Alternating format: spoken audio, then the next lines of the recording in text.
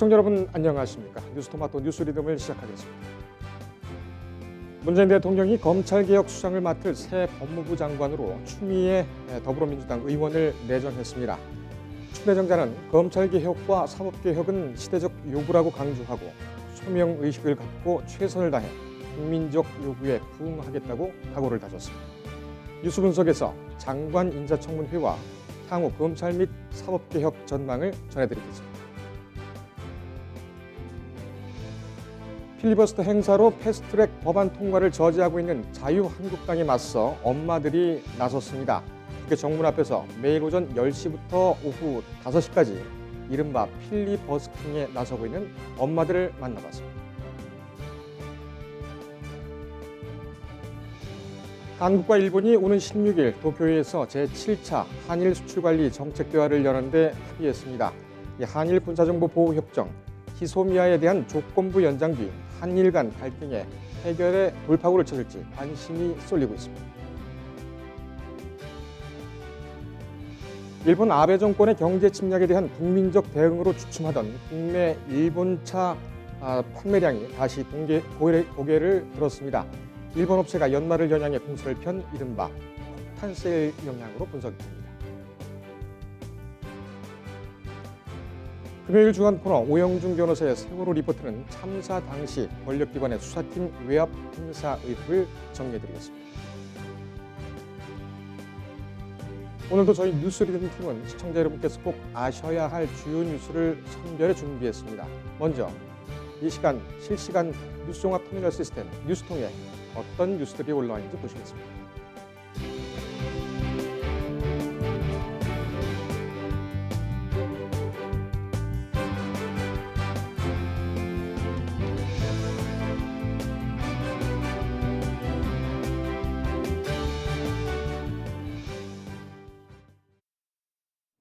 지금 들어온 속보 먼저 전해드리겠습니다. 일명 타다금지법으로 불리는 여객 자동차 운수사업법 개정안이 어제 국회 교통위원회 소위원회를 통과한 데 이어 오늘 전체위원회를 통과했습니다. 대통령령에서 정하는 운전자 알선, 허용 범위를 관광 목적으로 제한하는 등 법률로 직접 규정한다는 게 뼈대인데 국회 법사위와 본회의까지 통과하면 기존 타다 서비스는 앞으로 1년 6개월 후에는 이용할 수 없게 됩니다. 일각에서 제기되어온 타다 죽이기라는 비판에 대해서 여야는 타다 입장을 시행령을 통해 반영하겠다고 설명했습니다. 더 자세한 내용은 뉴스토마토 온라인 뉴스와 지면을 통해서 확인하실 수 있습니다. 네, 다음 뉴스입니다. 문재인 대통령이 새 법무부 장관으로 판사 출신의 5선 의원이죠. 추미애 더불어민주당 의원을 내정했습니다. 검찰과 사법개혁이 당면 과제이지만 청와대와 파워게임 양상으로 치닫고 있는 검찰의 고삐를 어떻게 틀어주느냐가 아주 시급한 문제로 판단이 됩니다. 취재기자와 함께 자세히 짚어드리겠습니다. 정치부 한동인 기자 나왔습니다. 자, 한 기자, 추운데 고생이 많습니다. 어제 문 대통령이 결국 장고 끝에 추 의원, 상당히 중량급의 의원이죠. 추 의원을 지명을 했는데 청와대는 지명 배경을 뭐라고 설명을 했습니까? 네, 어제 문 대통령은 더불어민주당 추미애 의원을 법무부 장관 후보자로 지명했는데요.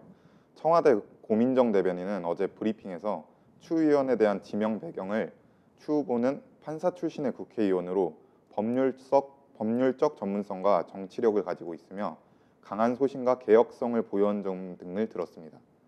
그러면서 이제 국민이 요구하는 사법개혁을 완수하고 공정과 정의의 법치국가 확립에 크게 기여할 것으로 보인다고 덧붙였습니다.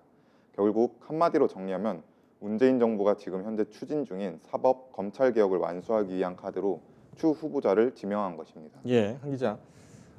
추 의원 같은 경우에는 말씀을 앞에서 한 것 같이 판사 출신이고 또 5선 의원이란 말이죠. 검찰이 좋아하는 법과 원칙에 따라 이 말을 누구보다도 몸소 실현을 했던 그런 법조인으로도 회자가 되고 있습니다. 더군다나 5선 의원이기 때문에 상당히 노련한 정치적 감각도 있어서 법조계에서는 상당히 좀 반기고 있는 또 일각에서는 아주 뭐랄까요, 긴장을 하고 있다고 할까요? 이런 지금 분위기가 있는데 이 추 의원을 카드로 내밀게 된 대통령, 문 대통령의 의중은 뭡니까? 예, 문재인 대통령의 의중은 일단 조국 전 법무부 장관이 사퇴로 52일 만에 지명을 했는데요. 예. 현재 지금 김호수 차관 대행 체제에서 검찰 개혁 방안을 계속해서 마련하고는 있지만 더 속도를 내기 위해서 추진력이 가지고 실행할 인물이 필요했던 겁니다. 예. 때문에 지명 시점도 중요한데요. 우선 최근 일련의 상황들을 살펴보면 검찰이 조국 전 장관에 대한 대대적 수사로 현 정권을 겨냥한 데 이어 유재수 전 부산시 경제부시장 감찰무마 의혹 수사를 이어가면서 청와대를 직접 겨냥한 것입니다. 예. 이제 민주당도 검찰의 대응에 특위를 꾸리고 윤석열 체제의 검찰을 정치 검찰로 규정하면서 전면전을 펼치고 있습니다. 예. 특히 지난 4일에는 검찰이 청와대와 신경절이 폭발한 날인데 당시 검찰은 감찰 무마 의혹을 이유로 청와대를 압수수색한 바 있습니다. 굉장히 이례적 경우인데요. 상황이 이렇게 흘러가자 청와대는 압수수색 바로 다음 날인 어제 5일 개혁성이 강한 추 후보자를 임명하면서 검찰 개혁에 대한 의지를 확고히 드러냈습니다. 알겠습니다. 지금 오늘 오전에는 또 그 송병기 부산시 경제부시장, 김기현 전 울산시장의 선거 개입 의혹 내지는 뭐 하명 수사라고들 주장을 하는데 일단 뭐 그 의혹에 대해서 수사를 하고 있는 검찰이 송 부시장의 사무실을 지금 압수수색하고 있죠. 네. 이렇게 되면은 뭐 그 송병기 부시장 같은 경우는 어제 조사를 일단 참고인 조사를 받았고 혐의가 있다고 보고 피의자로 전환을 해서 아마 강제 수사를 진행 중인 것 같은데 다음 주 중에는 송 경제부시장의 검찰 소환 조사도 또 전망이 되고 있습니다. 자, 청와대도 설명을 했지만 이 추 후보자 뭐 아주 뭐 백전노장이라고 볼 수가 있겠죠. 일화도 많고 어떤 인물인지 좀 자세히 들여다보고 하는 게 필요할 것 같습니다. 어떤 인물이고 어떤 평가를 받고 있습니까? 추미애 후보자는 일단 의원으로 더 익숙한데요. 눈에 띄는 별명이 있습니다. 추다르크라는 별명이 바로 그것인데 유명하죠. 예. 추미애 의원 성과 잔다르크를 합쳐 만든 타이틀입니다. 판사 출신인 추 후보자는 김대중 전 대통령 권유로 정치에 입문했는데요. 김대중 전 대통령이 추 후보자 개혁성을 높게 평가하면서 정치권에 입문한 것입니다. 예. 이제 추다르크라는 별명은 지난 1997년 대선 당시에 추 후보자가 반호남 정서가 짙은 대구에서 김대중 후보를 지지하던 잔다르크 유세단을 이끌었고 이것이 계기가 된 것입니다. 예. 그리고 추 후보자가 정치권에서 강한 돌파력을 보이면서 추다르크라는 별명이 굳혀졌습니다. 예. 추 후보자는 또 여성으로서는 최초로 지역구 5선을 달성하기도 했는데요. 이번 20대 국회에서는 당대표를 거머쥐고 지방선거 대승과 대선 승리를 이끌어내면서 강한 추진력을 평가받고 있습니다. 예. 결국 문재인 대통령도 이런 면을 고려한 것으로 보입니다. 예. 검찰개혁의 완수가 필요한 시점에서 조국 전 장관보다 개혁성이 강한 인물이 필요했습니다. 여기에 이제 하명 수사 의혹을 둘러싼 검찰과의 갈등이 깊어지면서 정치권에서 사용 가능한 카드 중 추미애 후보자가 가장 강력한 카드였던 것입니다. 예. 잔다르크 유세단 그 추 의원이 지금 추 내정자가 원래 저 고향이 대구죠. 예, 대구 경북여고를 나왔고 이후에 뭐 총선은 계속 서울 광진을에서 나온 걸로 이렇게 알려져 있는데 지금 뭐 이런 상황에서 인사청문회나 잘 열리겠느냐 이런 전망도 있습니다. 어떻게 예상이 되고 있습니까? 우선적으로 인사청문회 법에 따르면 이제 인사청문회를 접수한 날부터 20일 이내에 청문회를 마치고 청문 경과 보고서를 채택해야 됩니다. 만일 기한 내에 청문 보고서가 채택되지 않으면 대통령이 이제 10일 이내에 기간을 정해서 재송부를 요청할 수 있습니다. 네. 하지만 송부되지 않으면 이제 문 대통령이 임명을 강행할 수 있을 것으로 보입니다. 예. 우선 청와대는 다음 주 중으로 국회 인사청문회 요청서를 접수할 것으로 보이고요. 이렇게 되면 빠르면 올해 말, 늦어도 내년 초에 임명이 될 것으로 보입니다. 예. 하지만 현재 국회 상황이 녹록치 않은 만큼 쉬워 보이진 않습니다. 사실 국회에는 현역 프리미엄이라고 해서 인사청문회를 현역 의원들은 넘지 못한 사례가 없는데요. 하지만 현 정부 검찰개혁 기조에 한국당을 비롯해서 야당이 반대하고 있는 모습을 보이고 있는 만큼 현역 프리미엄을 기대하기는 어려워 보입니다. 또 현재 한국당이 필리버스터 신청으로 패스트트랙 대치가 극한으로 달리고 있어서 일정조차 잡기가 힘듭니다. 예. 또 오는 9일에는 한국당 원내대표 선거가 있어서 현재로서는 원내대표 간 일정 잡기도 어려워 보입니다. 그렇군요. 원내대표, 한국당 원내대표가 지금 새로 들어설 것으로 이제 예정이 돼 있는데 지금 후보들이 누구가 나왔나요? 지금 윤상현 후보, 강석호 후보, 심재철 후보 정도? 정도가 이렇게 나와 셋 있습니다. 정도. 뭐 주말에 또 더 추가될 가능성도 있습니다. 현재로서는 사파전이 유리하고요. 예. 그리고 취재 결과에 따르면 윤상현 후보와 강석호 후보가 가장 유력한 후보입니다. 예, 알겠습니다.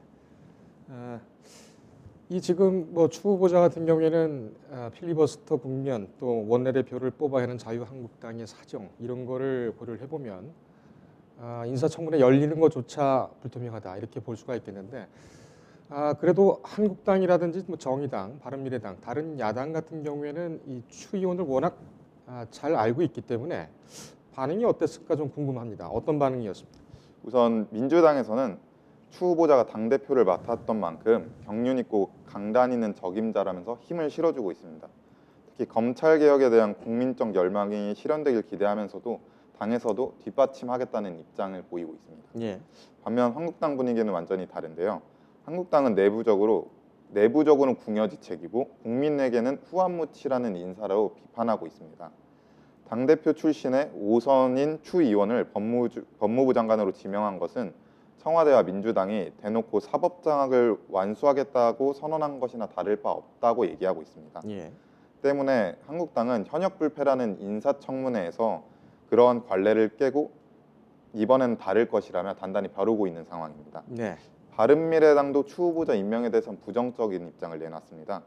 바른당의 경우 구간이 전부 명관은 아니다 이런 말을 하면서 추 후보자를 청와대 옹호론만 펼치던 사람으로 평가했고요. 공명정대하게 법과 원칙을 지키는 법무부 장관에 접학할지 의문이라고 밝혔습니다. 결국 야당이 이번 인사청문회에서 추 후보자의 철저한 검증을 이어가겠다고 밝히고 있습니다. 알겠습니다. 평이 좀 야박하네요. 예. 뭐 법무부 장관으로 임명이 되게 되면은 이제 뭐 검찰 개혁을 상당히 속도를 내서 강하게 추진을 하겠지요. 그런데 아직 지금 내정 초기라서 어떨지는 모르겠으나 지금의 검찰을 어떻게 추스릴 것이냐. 특히 이제 내년 2월 같은 경우에는 인사권을 행사해야 되는데 처음 행사하는 권리이기도 하지만 권한이기도 하지만 상당히 또 강력한 권한입니다. 뭐 일각에서는 일단 법무부에 있는 윤석열 검찰총장의 라인부터 솎아낼 것이다 이런 얘기도 좀 있습니다. 한 기자가 혹시 정치권에서 특히 이제 추미애 후보자 안팎에서 혹시 어떤 얘기를 좀 들은 게 있습니까? 현재로서는 아직까지는 없고요. 이제 추미애 후보자가 소감 정도 밝히고 의지를 확고히 다지고 있는 정도로 얘기되고 있습니다. 예, 알겠습니다. 검찰개혁 지금 뭐 조국 전 법무부 장관 검찰개혁의 어떤 개혁안의 틀을 만들어놨다고 할 수가 있겠죠.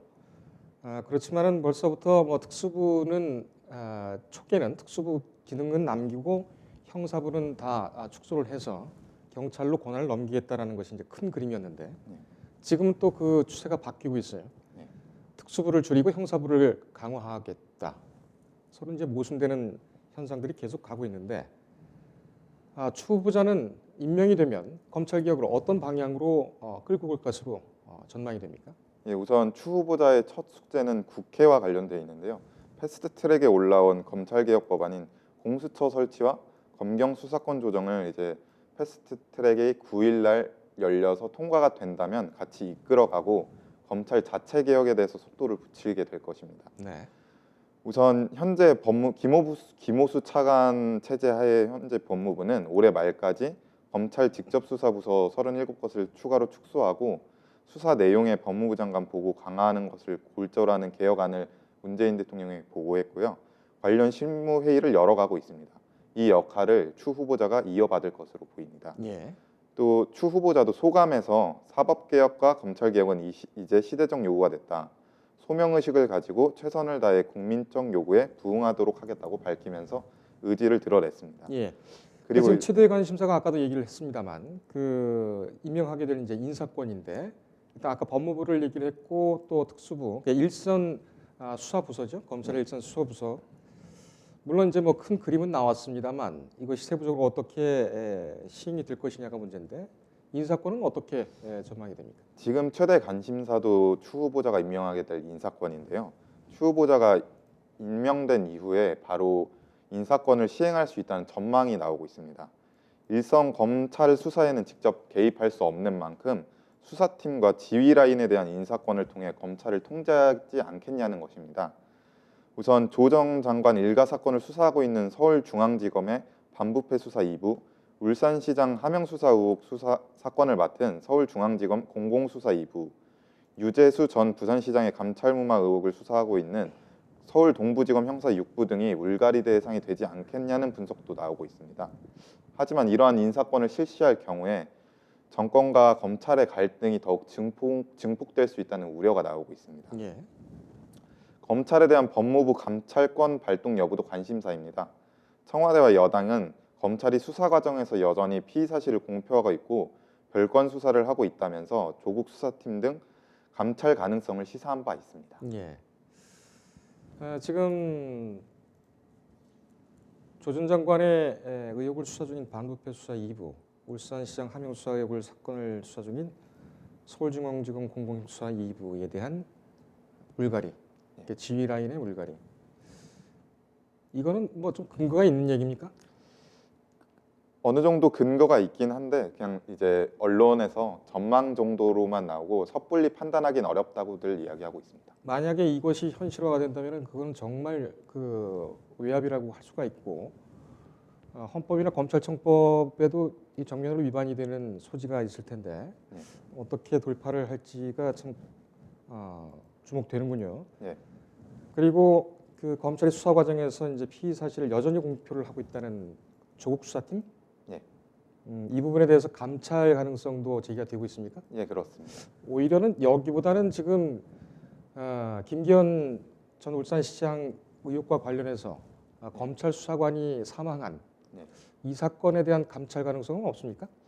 우선 지금 세 사건이 있는데요. 그 부분에 대해서 민주당에서 특위를 만들고 대응을 하려고 지금 하고 있습니다. 그래서 오늘도 회의를 열고 그 3대 수사 의혹이 더 발전이 된다면 특검으로도 나갈 수 있다고 이야기했습니다. 예. 참. 그래서 지금 얘기를 꺼냈으니까 이 얘기도 한번 물어봅시다. 원래는 지금 야당 쪽에서 특검을 주장을 하고 있고, 예. 그러니까 여당에서는 특검을 주장하고 있고, 야당에서는 국정조사를 지금 주장을 하고 있죠. 예, 그렇습니다. 이 둘 다 현실 가능성이 있습니까? 현재로선 현실 가능성이 없어 보입니다. 지금 우선 국회가 협의점, 합의점 자체를 찾지 못하면서 파행이 연속되고 있기 때문에 그리고 패스트트랙이 통과가 될 경우에는 한국당과 민주당의 갈등이 더욱 깊어져서 국정조사라든지 이런 부분에 대해서 합의점을 찾을 수가 없는 상황입니다. 현재. 예. 알겠습니다. 이 연말까지 상당히 좀 그 혼란한 예. 상황이 계속 지속이 돼서 참 국민 여러분들께서도 좀 심란하실 거라고 이제 생각이 드는데 이번 주가 또 어떤 변수들이 나올지 사뭇 궁금합니다. 예. 오늘 여기까지 듣겠습니다. 네, 고맙습니다. 네.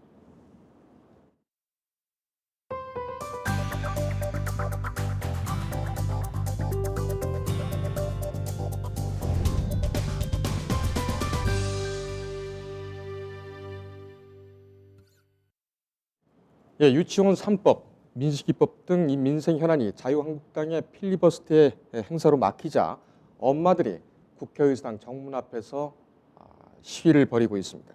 이른바 필리버스킹이라는 시위인데 이 혹한에 얼마나 답답한 심정일까? 저희 신태현 기자가 찾아가 봤습니다. 필리버스터 전국으로 인해 유치원 3법과 민식이법 같은 아동 관련 법안의 제동이 걸리자 학부모 단체가 행동에 나섰습니다. 온도가 영하권으로 떨어진 가운데 시민단체 정치하는 엄마들은 지난 화요일부터 국회 정문 앞에서 필리버스터 철회를 요구하며 필리버스킹을 진행하고 있습니다. 필리버스킹은 필리버스터와 버스킹의 합성어이며 주말을 포함한 오전 10시부터 오후 5시까지 이루어집니다. 요구사항은 필리버스터 즉각 철회, 비쟁점 법안 처리에 조건 없는 즉각 협조 등이고 수용될 때까지 필리버스킹이 계속됩니다. 이들은 자유한국당이 유치원의 투명성을 강화하는 유치원 3법을 막으려는 의도를 감추려고 199개 안건 모두에 필리버스터를 신청했다고 주장하고 있습니다. 한국당 의원 108명이 안건 1개에 대해서만 필리버스터를 실시해도 정기국회가 끝날 때까지 시간을 끌 수 있는데 그렇게 하지 않았다는 것입니다. 황교안 당대표가 한유총에 고문 변호사를 지냈다는 점, 나경원 원내대표가 홍신 유치원 원장의 자매라는 점, 한국당이 특수조항을 포함한 유치원 3법 수정 동의안을 발의했다는 점도 지적했습니다. 아울러 발언자들은 단순히 특정 정당을 비판하는 데 그치지 않았습니다. 여야 할 것 없이 공약만 남발한다는 점을 지적하며 아이를 후순위에 두지 말라고 꼬집기도 했습니다. 한국당을 포함한 정치권이 학부모의 경고를 새겨들어야 할 것으로 보입니다. 뉴스토마토 신태현입니다. 예, 한일 군사 정보보호협정 지소미아가 조건부 연장 결정된 이후에 한일 국장급 첫 회의가 오는 16일 일본 도쿄에서 열립니다. 이달 말로 추진 중인 한일 양국 정상회담까지 어떤 합의를 이뤄낼지가 주목이 되고 있습니다. 보도에 강명현 기자입니다. 한국과 일본이 오는 16일 도쿄에서 제7차 한일 수출관리 정책대화를 개최하는 데 합의했습니다.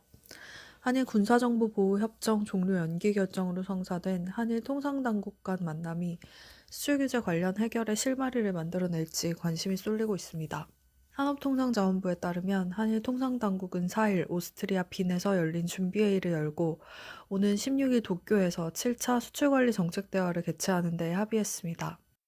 수출관리 정책대화에는 이번 준비회의와 마찬가지로 우리 측 이호연 산업부 무역정책국장과 일본 측 이다 요이치 경제산업성 무역관리부장이 수석대표를 맡습니다.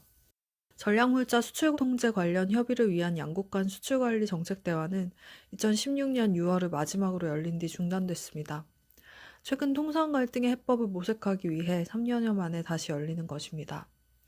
이 국장은 얼마 전 브리핑에서 국장급 대화에서 빠르고 긴밀한 조율이 이루어진 것은 양국이 현안 해결에 대한 의지가 있었기 때문이라며 수출관리 정책 대화를 재개한 것 자체가 양국 간 신뢰회복의 단초라고 생각한다고 말했습니다.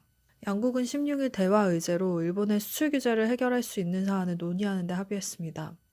구체적으로 민감기술 통제 관련 현안과 도전, 양국의 수출 통제 시스템과 이행, 향후 추진 방향 등이 포함됐습니다. 앞서 지난 7월 일본이 한국의 수출 통제 제도가 미흡하다는 이유를 들어 수출 규제를 시행한 데 대해 우리 정부는 일본이 한국의 제도를 제대로 이해하지 못하고 있다고 반박한 바 있습니다. 이달 말로 추진되는 한일 정상회담을 앞두고 정책 대화를 통해 수출 규제 해법을 찾을지 주목됩니다. 다만 일제강제징용 사태에서 시작된 갈등이라는 점은 부담으로 작용하고 있습니다. 산업부 관계자는 양측은 향후 개최될 차기 정책 대화 등을 통해 양국의 수출 통제 시스템에 대한 상호 이해가 더욱 증진될 거라는 데 인식을 공유했다고 밝혔습니다. 뉴스토마토 강명현입니다. 일본 아베 정권의 경제 침략에 대한 국민적 대응으로 주춤하던 국내 일본차 수입차 판매량이 다시 고개를 들고 나섰습니다. 일본 업체가 연말을 겨냥해 공세를 펴는 이른바 폭탄 세일 영향으로 분석이 되는데 사실상 아무것도 변하지 않은 그런 현황에서 관심이 벌써 멀어진 걸까요? 김지영 기자입니다. 일본산 자동차들이 1,000만 원대 이상 폭탄 세일에 나서며 불매운동 효과가 시들해지고 있습니다. 불매운동이 여전히 진행 중이지만 파격 할인을 등에 업은 일본산 차들은 판매량 회복세를 타고 있습니다.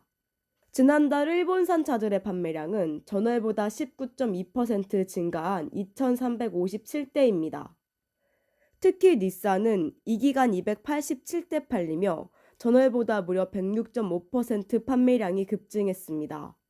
토요타도 91.2% 증가했고 인피니티와 렉서스도 모두 판매량이 증가했습니다. 혼다는 이 기간 유일하게 판매량이 줄었지만 앞선 10월에는 파격적인 할인으로 385% 판매량이 오른 바 있습니다. 일본 브랜드들은 불매 운동이 본격화한 지난 7월부터 판매량이 감소세입니다.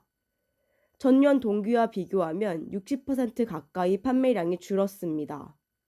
하지만 닛산 인피니티는 최고 1,000만 원 이상 할인에 나섰고 좀처럼 할인을 하지 않는 토요타와 렉서스도 나서면서 사정은 달라졌습니다. 지난해 수준에 미치지는 못하지만 9월 최고를 찍었던 감소폭은 서서히 작아지고 있습니다. 반일 감정이 커지자 잠시 멈췄던 마케팅이나 사회공헌 활동도 최근 다시 시작하면서 자동차 업계 일본 불매 열기는 더욱 식을 전망입니다. 뉴스토마토 김지영입니다. 금융감독원이 대규모 손실 사태를 불러온 해외 금리 연계 파생 결합 펀드 DLF 사태에 대한 배상 수준을 80%로 결정했습니다. 금감원은 상품 판매 은행 본점에 책임이 있다고 인정했습니다. 취재 기자와 함께 자세히 알려드리겠습니다. 금융부 최홍 기자 나왔습니다. 자, 최 기자. 네. 최 기자는 뉴스토마토에서 가장 미남자로 꼽히고 있죠? 감사합니다. 예, 나올 때마다 제가 상당히 좀 오징어가 되는 그런 기분이라 별로 좋지는 별 않습니다. 말씀, 네, 오늘 취재를 잘 해왔을 텐데 본격적으로 한번 좀 질문을 해보겠습니다. 어제 분쟁조정위원회가 일단은 뭐 잘 끝났군요. 끝났기 네, 때문에 뭐 배상 비율도 나왔겠습니다만 이 80%라는 이 결론이 나올 때까지 어떤 회의 과정, 어제 상황을 좀 종합적으로 정리를 해볼까요? 네, 우선 분쟁조정위원회에 대해서 좀 간략하게 설명을 드리겠습니다. 이제 예. 분쟁조정위원회는 말 그대로 어떤 금융 분쟁이 생기면 이 당사자 간의 분쟁을 조정하기 위해서 금감원이 합리적인 도출 사안을 내놓는 것입니다. 근데 여기서 금감원이 합리적인 그런 중재 사항을 도출하면 은행과 소비자끼리 이를 수용하거나 또는 거부하는 방식입니다. 예. 그래서 어제 금융감독원은 이 분조위를 열고 우리은행, 하나은행의 DLF 6건을 이제 검사를 했는데요. 여기서 불안전 판매로 모두 판단됐습니다. 6건 모두가 불안전 판매로 판단이 된 네, 겁니까? 네, 그렇습니다. 그래서 적게는 40% 그리고 많게는 최대 80%까지 배상 비율로 정했습니다. 예. 40%, 80% 아까 세 개 기준을 했다고 했는데 이 세 개 비율을 기준으로 정한 이유가 뭡니까? 우선 과거에 비해 역대 최고 배상 비율이라는 평가가 나오는데요. 예. 예를 들어 2014년에 불거졌던 동양 CP 회사채 불안전 판매 사태 때에는 30% 안팎의 배상 비율이 적용된 적이 있습니다. 그런데 이번에는 80%의 배상 비율을 적용한 이유는 아무래도 우리가 사회에서 보호해야 할 금융 취약 계층에게 불안전 판매를 했다는 것이 이제 페널티로 들어간 것처럼 보이는데요. 예. 일례로 투자 경험이 전혀 없고 또 난청인데다가 고령의 치매 환자에게 초고위험 상품을 판매했다는 점이 이번 배상 비율 80%를 결정한 계기로 보입니다. 그렇군요. 투자 경험이 없고 난청에다가 치매 환자. 글쎄요. 은행 계약이 가능할까 좀 궁금한 그런 면도 좀 있을 텐데 80%까지 배상 비율을 정해졌군요. 일단 지금 뭐 관련법이 개정이 되고 있고 뭐 금감원에서도 대책들을 내놓고 있는데 일단 지금 뭐 특정인을 거론을 해서 좀 어떨까는 모르겠습니다만 이분 80% 배상 비율을 받은 이분 같은 경우에는 이 금감원이 지금 내세운 대책, 다시 말하면은 투자자 책임을 좀 강하게 묻는 그런 대책에 따르면은 어떨 것 같습니까? 우선 책임은 은행에게 좀 많이 있다고 봤는데요. 그 이유에 대해서는 뭐 여러 가지 사례가 나오는데 원래 원칙대로라면 은행은 손실 감내 수준을 따져봐야 됩니다. 왜냐하면 예. 투자자 성향이라는 거는 사람마다 다 다르지 않습니까? 뭐 보수적인 성향인 사람도 있는 거고 공격형 투자인 사람도 있는 건데 이런 투자 성향을 분석하지 않고 무조건 고공격형 투자 성향이다라고 임의 작성한 다음에 불안전 판매를 진행한 곳입니다. 예. 그래서 뭐 40%부터 80%까지 배상 비율이 나온 것입니다. 예를 들어서 하나은행 같은 경우에는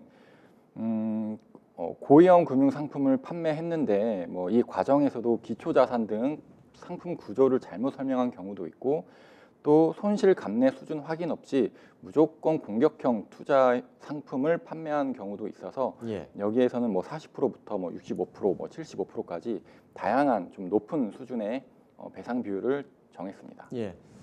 지금 뭐 앞서서 우리가 얘기를 하다가 좀 나왔습니다만 투자 경험이 없는 60대 주부에 대해서는 손실이 없다라고 은행에 속여서 팔았던 경우 75%까지 배상 비율이 나왔군요. 네, 그렇습니다. 알겠습니다. 일단은 이 소비자들, 금융 소비자, 피해 소비자들이겠죠. 이 피해 소비자들의 반응은 어떻습니까?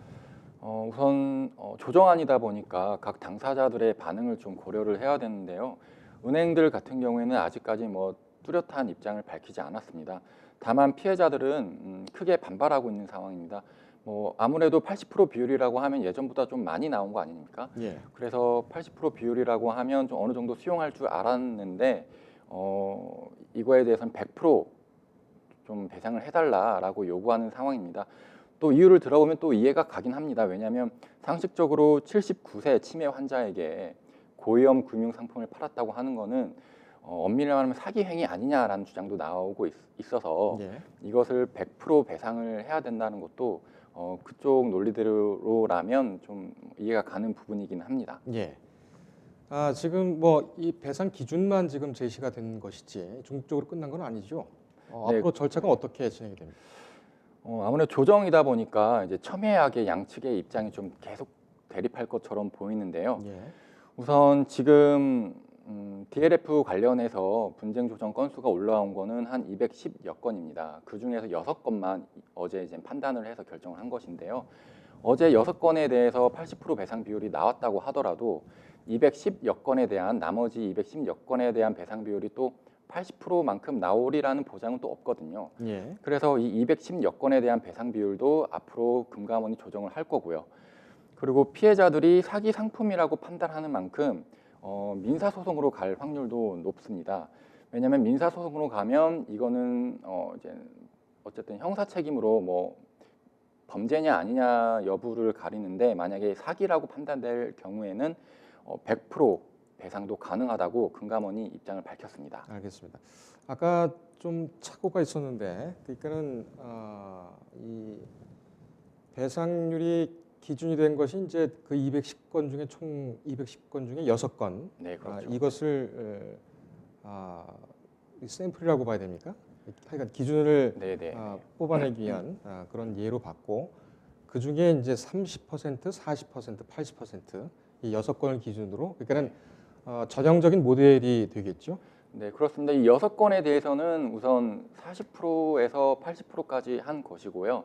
나머지 10건에 대해서도 좀 판단을 해봐야 되는데, 예. 그 건에 대해서도 아무래도 40에서 80%로 왔다 갔다 할 것으로 예정이 됩니다. 어쨌든 금감원의 기준은 40에서 80%, 최소 40에서 80%, 최대 80%까지 배상 비율을 정한 것으로 보입니다. 그렇군요. 그게 40%에서 80%까지가 네. 금감원이 내놓은 배상률 기준이다. 네, 네, 맞습니다. 이게 어떻게 또 이 민사소송이라든지 이 네. 부분도 있기 때문에 어떻게 변할지는 모르겠으나, 일단 뭐 금감원의 의견이기도 하니까 이 정도는 전망이 되지 않을까, 이렇게 또 생각을 해볼 수가 있겠네요.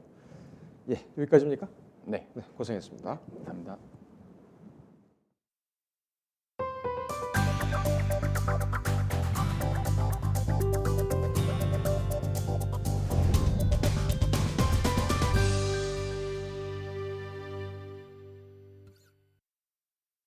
예, 정부가 민간 택지 분양가 상한제를 지역을 지정한 지 한 달 정도가 됐습니다. 과연 시장에서는 어떤 효과가 있었을까? 상한제로 묶인 서울 지역 27개 동 매물 시세를 최용민 기자가 정리했습니다. 민간 택지 분양가 상한제 지정 한 달을 맞은 가운데 상한제로 묶인 서울 지역 27개 동의 매물 시세가 한 달 만에 모두 약 보합세로 돌아섰습니다. 시세는 호가를 기준으로 실거래가를 반영해 작성한 수치로 정부의 주택시장 규제 효과가 조금씩 나타나고 있는 것 아니냐는 분석이 나옵니다. 6일 부동산 114 사이트를 살펴본 결과 지난 11월 6일 정부의 민간 택지 분양가 상한제 지정을 기점으로 규제 지역의 매매 시세 상승폭이 모두 하락한 것으로 나타났습니다. 특히 특정 지역은 시세 상승률이 멈추는 등 이전과는 다른 양상을 보이고 있습니다. 먼저 강남구 대치동과 역삼동은 지난 11월 1일 기준 각각 0.45%, 0.13%였던 시세 상승률이 11월 29일 기준 0.11%, 0.07%까지 줄었습니다. 특히 압구정동과 송파구 가락동, 방이동, 오금동 등은 분양가 상한제 발표 직전인 지난 11월 1일 상승세를 기록했지만 지난 11월 29일 기준 상승세가 모두 멈췄습니다. 송파구 문정동은 11월 25일과 29일 2주 연속 0%를 기록 중입니다. 8개 동이 지정된 강남구와 송파구는 전체 시세도 하락세입니다. 지난 11월 1일 기준 각각 0.31%, 0.51%였던 시세 상승률이 11월 29일 기준 0.06%, 0.08%까지 하락했습니다. 그동안 시세 상승을 주도했던 이들 지역이 주춤하면서 서울시 전체도 움츠러드는 양상입니다. 서울시 전체 상승률은 같은 기간 0.35%에서 0.12%로 약화됐습니다. 이는 분양가 상한제를 비롯해 정부가 추가 대책을 예고하는 등 강도 높은 규제 정책을 이어가고 있기 때문인 것으로 풀이됩니다. 특히 분양가 상한제를 피하면서 반사 이익 논란이 일었던 양천구 목동과 경기도 과천, 동작구 흑석 등도 예상을 빗나갔습니다. 정부가 언제든 분양가 상한제 추가 지정 가능성을 밝히면서 시장이 위축된 것으로 보입니다. 목동은 11월 1일 기준 매매가 상승률이 0.68%였지만 11월 29일 0.19%가 됐고 과천시도 0.91%에서 0%로 둔화됐습니다. 흑석동은 아예 0.21%에서 마이너스 0.11%로 꺾였습니다. 뉴스토마토 최용민입니다.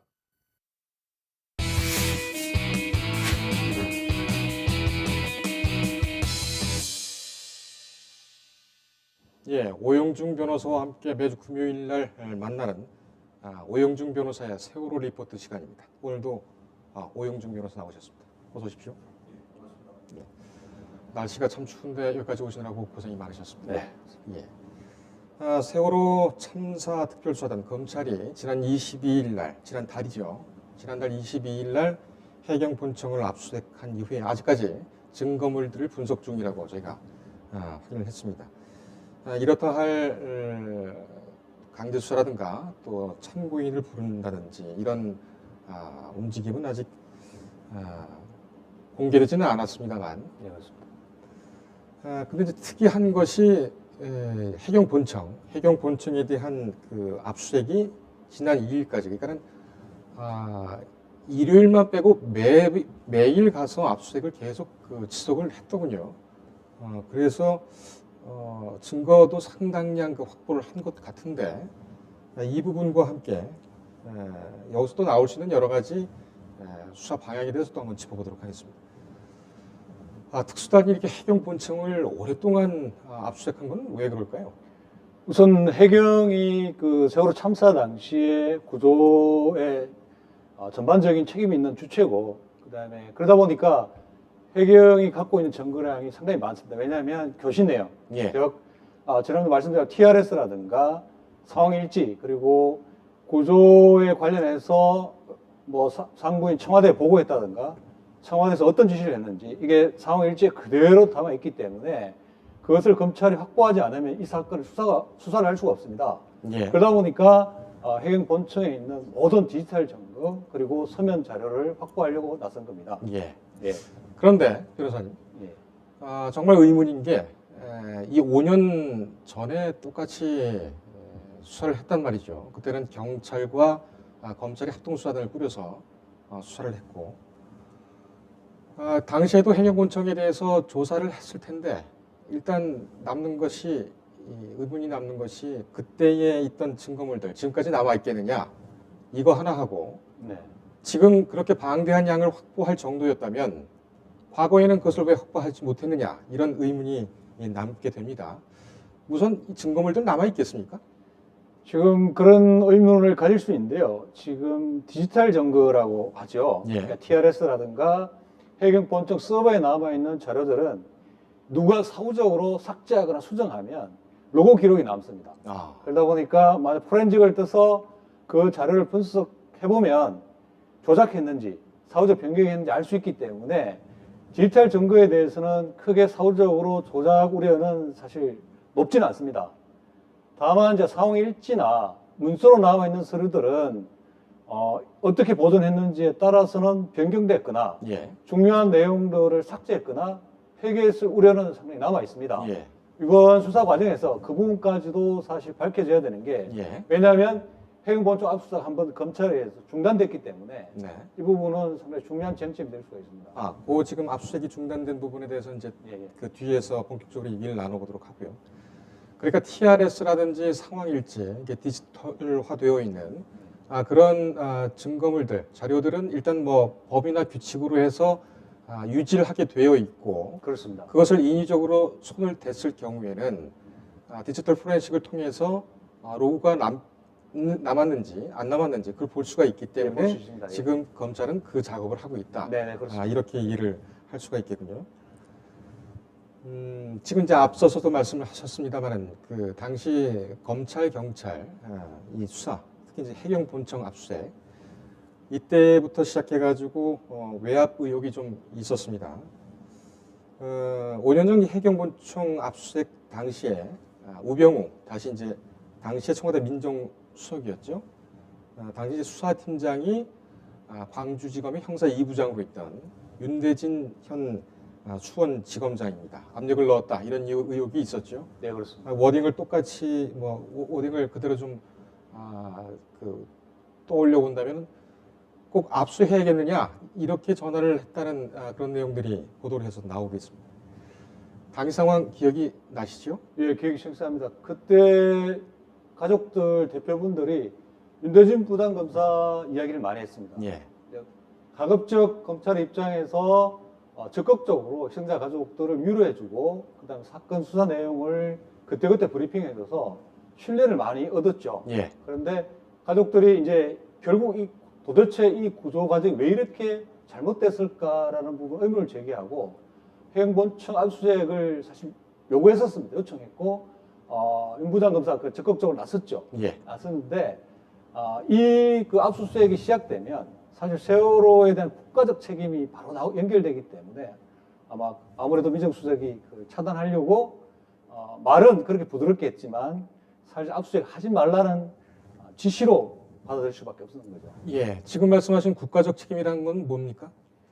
구조 지연의 책임부터 시작해서 이러한 노후한 배가 과연 그 국가에서 어떤 승인을 통해서 사후적으로 밝혀졌지만 전개축이 되고 출항까지 되고 그게 아무런 그 감독이 되지 않았는지 또는 감독청인 사후적 밝혀진 국정원이 어떻게 이 부분을 다뤘는지에 대해서 하나하나 밝혀지기 때문에 예. 이제 그 부분을 가지고 국가적 책임이라고 저는 보고 있습니다. 그럼 이렇게도 볼 수 있지 않을까요? 그러니까는 청와대까지 왜 굳이 개입을 했느냐?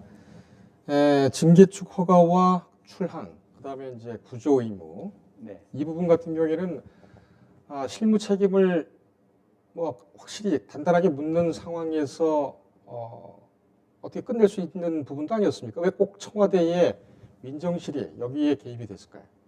맞습니다. 결국 그 실무적인 책임은 각 부서, 인허가 주체로서 해경이나 국정원, 그 다음에 구조 책임은 해경이 지는데 청와대 개입은 결국 이 청와대에서 어떤 승인이 나고 어떤 지시를 했는지는 결국 세월호 운항과 깊숙이 관련되어 있기 때문에 그리고 구조의 책임은 결국 청와대 대통령에게 해경이 어떻게 보고했느냐, 그 다음에 그 구조의 해군과 여러 구조 세력들을 어떻게 보내는 지시가 이루어졌는지와 맞물려 있기 때문에 청와대가 나설 수밖에 없었던 것으로 보입니다. 예, 좀 비약일 수도 있겠습니다만 증개축 허가와 출항 이 부분에 대해서 그 청와대 민정실이 나서서 수사 개입을 시도를 했다는 것, 그렇다면은 세월호가 증개축되고 출항하는 데 있어서 불법 행위가 있었고 그 불법 행위를 무마하는데 청와대 인사들이 개입했을 가능성, 그게 사고 전으로 얘기가 되겠습니다만 그럴 가능성이 있다고 보시는 겁니까? 사고 전에 뭐 정개축이나 출항 허가에 대해서는 지금까지 확인된 팩토로는 국정원이 개입했고 개입이라기보다는 법적으로 국가 보호 장비이기 때문에 나서서 이제 인허가나 정축을 심사하고 예. 심사에 합격하면 출항 허가하고 정개축을 허가해 주도록 되어 있습니다. 물론 해양수산부도 개입되고 여러 부처가 관련이 되어 있습니다. 예. 법적으로는 청와대가 직접 나설 일은 아닙니다. 다만 왜 이렇게 세월호 사고에 청와대 적극적으로 막고 나섰냐에 대해서는 여전히 의문이기 때문에 예. 사후적으로 개입 정도로 봐서 사전적으로 청와대가 어느 정도 관여했다 이렇게 추측하는 것이죠. 국정원이 세월호에 대해서 개입한 것의 그 관리라고 하셨나요? 아까 그 국정원이 세월호와 관계를 맺게 된 것. 네. 세월호가 아까 어떤 재산이라고 말씀하셨죠? 국가 보안 장비입니다. 국가 보안 장비. 국가 재난 시 전쟁 같은 경우에 인천항에서 제주도로 피난민을 실어 나르는 장비로 이렇게 지정이 되어 있습니다. 예. 그러다 보니까 이 세월호 출항 이전에 일본에서 들여왔는데 이걸 심사를 하게 되어 있습니다. 이 배가 제대로 운항할 수 있는지 노후한 선박인데 예. 그리고 여러 가지 보안적인 문제, 그다음 운항의 기술적 문제까지 깊숙이 관련 부처와 함께 사전 심사를 검사를 여러 차례 했던 것으로 확인됐습니다. 예. 전시훈련 차출 계획이라는 것은 이제 그러니까는 예를 들면은 뭐 한반도에서 우리나라에서 전쟁이 나서 급히 이 국민들을 인천항에서 대피를 시켜야 할 때 네. 그때 차출되는 여객선 예, 그렇게 보면 됩니다. 그 중에 세월호가 있었다. 예, 지정되어 있습니다. 근데 지금 수학여행 태우고 가는 학생들을 태우고 가면서도 이 침몰을 했는데 전쟁이라는 그런 급박한 상황에서 네. 다수의 피난민을 싣고 물자를 싣고 가다가 이거는 그러면 뭐랄까요? 법적으로 전시에 동원할 수 있는 그런 임무에 맞게 동원이 됐더라도 침몰 가능성이 있었다고 추정할 수가 있겠군요. 그렇죠. 그 일본에서 20년, 30년 가까이 사용했던 노후한 선박입니다. 이 배를 그 국민들을 여객 운송 수송 수단으로 사용하는 배로 승인하기까지 얼마나 많은 엄격한 심사를 해야 됩니까?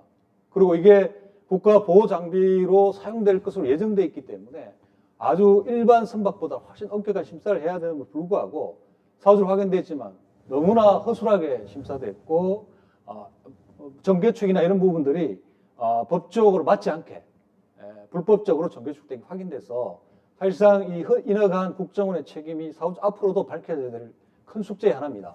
예.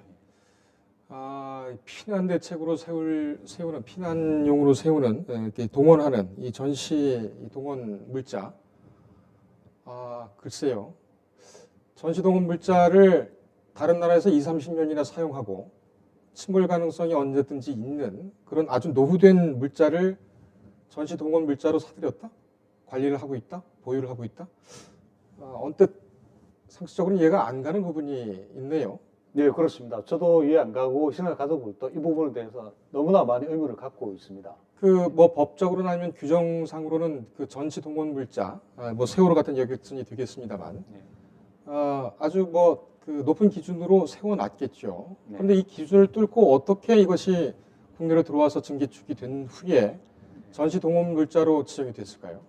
예, 그 부분을 저희들이 점검 보존하기 위해서 해양수산부를 통해서 국정원은 직접 점검 보존을 못하기 때문에 해양수산부를 통해서 그 자료를 확보하게 나섰는데 그 보안 심사 관련해서 일부 자료는 확보됐고 국회를 통해서 공개도 됐는데 정작 어떤 기준에서 누가 어떤 방식으로 심사를 해서 그 기준에 적합하게 통과했는지 그 기준까지마저도 국정은 공개를 하지 않고 있었습니다. 예. 지금도 공개가 안 됐죠. 그렇다면은 당시 세월호뿐만 아니라 그때의 비슷한 시기에 들어왔던 다른 그 전시 피난 물자로 동원이 되는 그런 여객선, 항공기, 철도, 차량 이런 것들도 사고 위험성이 있다고 봐야 되는 거 아닙니까? 당연히 그런 위험이 있고요. 이 부분을 이제 일반 국민의 입장에서나 뭐 정보 공개를 요청하면 국가 안전 정보이기 때문에 공개를 안 하고 있습니다. 그래서 더더욱 알기 힘들고요. 예. 이런 부분들은 세월호 참사 이후에 어떤 안전 문제로 전반적인 부분을 검토하고 확인했어야 됐는데 지금까지도 잘 안 되고 있는 것은 예. 보아 상당히 안타깝습니다. 제가 당시 그때 대검 그 수사팀 대검 형사부에서 이 사건을 지휘를 했었죠. 그때 대검에 출입하고 지금도 뭐 하고 있습니다만 당시에 그 비슷한 의문을 한번 좀 가졌었고 그리고 전수조사를 하지 않겠느냐 이렇게 한번 그 기대를 했었죠. 하지만 항만의 그 징계축 전반을 보지는 않고 과적 단속, 그다음에 네. 고박 단속 이렇게만 됐었는데 상당히 좀 중요한 포인트가 아닌가 이렇게 생각이 드네요. 네, 이번 특별수사단에서 반드시 좀 밝혀야 되는 그런 부분인 것 같습니다. 예, 그렇습니다. 알겠습니다. 이 부분에 대해서는 더 새로운 수사 상황이 진척이 되면 계속해서 보도를 해드리겠습니다. 우석 수사 외압 의혹 같이 한번 여쭤보죠. 지금 황교안 대표 얘기도 지금 나오고 있습니다. 이때의 그 외압, 그 권력자들의 외압에 대해서는 수사가 제대로 됐습니까? 전혀 안 됐고요. 아까 말씀드린 것처럼 해경 본청 수사를 막을 정도로 청와대가 바로 적극적으로 방어를 나섰습니다. 방어라기보다는 청와대로 뭔가 수사 책임 파악이 들어올까 전전긍긍하고 그것을 선제적으로 막으려고 검찰의 압수수색도 막고 어떤 언론이나 뉴스 기사도 청와대 언급이 나오는 것을 극도로 막았습니다. 사전적으로. 그 KBS 같은 경우에는 직접 그 이정현 당시 홍보수석이 맡기도 했었죠. 그렇다면은 검찰 당시에 이제 검찰 그 수뇌부 지휘라인입니다. 이쪽에서 대해서는 변호사님께서 그 피해자들을 대리하시면서 보셨을 때 어떤 다른 이상점은 느끼지 못하셨습니까? 제가 최근에 이제 그 헬기 구조 문제로 확인된 그 임모군의 구조 과정에서의 책임을 확인하기 위해서 대검에 진정을 넣고 대검을 찾아간 적이 있습니다. 예. 근데 그때 대검 검찰 지휘부가 이 세월호 사건 희생자 가족의 아픔을 어떻게 대안할 바로 확인할 수 있습니다. 어떤 고려나 상황 파악이나 가족들의 이야기를 들으려고 하지 않고 바로 그 사건을 목포, 네. 광주지검으로 내려보내고 자기들은 아무런 관심이 대검 지휘부는 아무런 관심이 없었습니다. 그리고 목포지청마저도 거의 1년이 다 돼갈 무렵에 서류로 몇 장 확인 서면을 답변하는 그런 검찰의 태도를 보면서 정말 실망스럽고요. 그 임모군의 어머님이 그 2014년 4월 달에 예. 그 참사 이후에 와스타디움에서 그 어두운 와스타디움에서 저를 붙잡고 변호사님 이 검안서 두 장이 너무 다르고 우리 아들 사망 경위에 대해서 도저히 알 수 없다. 좀 밝혀달라. 이렇게 사정사정하는 그 순간이 생각납니다. 그 눈물을 그대로 진정서에 담아서 제가 대검 찾아갔는데 대검이 바로 사건을 목포지청으로 그냥 보내버린 것이죠. 알겠습니다. 시간이 다 돼서 여기까지 듣겠는데요. 그러니까 지금 말씀하신 것은 최근에 문제가 되고 있는 임경빈 분의 맞습니다. 예. 모친을 만나셨고 검안서가 달랐다라는 예. 그런 하소연을 들으셨다는 말씀이시죠? 다음 주 금요일은 재판이 있으시죠? 네, 그렇습니다. 그 다음 주에 이 말씀을 들어야 되겠네요. 예. 알겠습니다. 저희도 열심히 주시를 해서 잘 준비를 하도록 하겠습니다. 오늘 여기까지 듣겠습니다. 고맙습니다. 감사합니다. 예, 오영중 변호사와 함께는 세월호 리포트였습니다. 다음 주 금요일을 기대해 주십시오. 오늘 뉴스 리듬 준비한 시간은 여기까지입니다. 시청해 주신 여러분 고맙습니다.